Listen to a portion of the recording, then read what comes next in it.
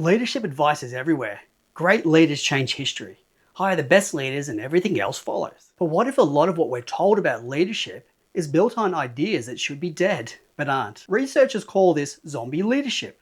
Not because leaders are evil, but because certain leadership beliefs keep walking around long after the evidence against them has piled up. G'day everyone, welcome to Safe As. I'm Dr. Ben Hutchinson. Today's study is from Haslam et al. 2024, titled Zombie Leadership.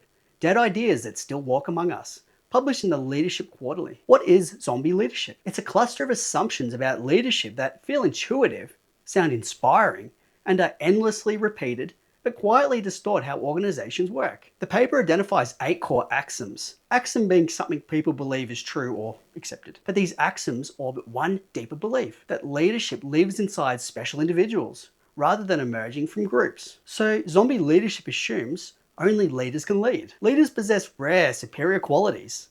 Group success should be credited to leaders. Or history is mainly the story of great individuals. This frames leadership as heroic, elite, and that framing has consequences. These ideas survive because they simplify complexity and legitimize hierarchy. If success comes from leaders, then pay and power at the top seem justified. Ordinary contributors fade into the background. Failures can be blamed on bad leaders instead of systems. The problem isn't that leaders never matter.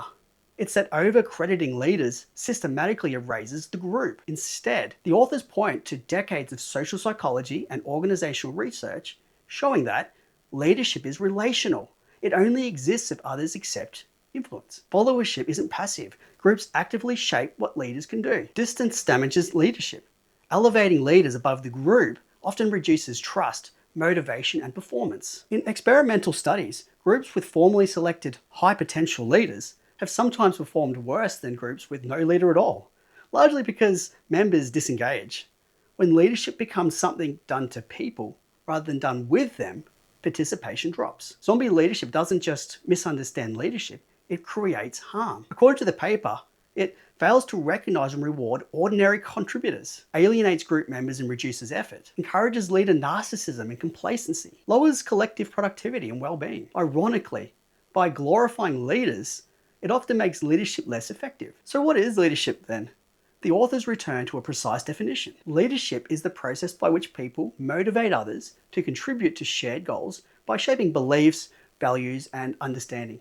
In context, 4 implications follow. Leadership is grounded in relationships. Without followership, leadership doesn't exist. Influence works best when people want to act. And 4, leadership is fundamentally a group process. Leadership isn't something you have, it's something that happens between people. So what can we make of the findings? If you're designing leadership programs, managing teams, or selecting leaders, then the paper offers guidance. 1, analyze your language and systems for zombie assumptions, like, are successes always attributed upwards? Are leaders described as exceptional or separate? Are teams framed as dependent? If yes, zombie leadership is already at work. 2, anchor leadership development around shared goals, not personal vision. Collective influence, not positional authority. 3, track what zombie leadership hides. Whose work goes unrecognized? Where does disengagement emerge?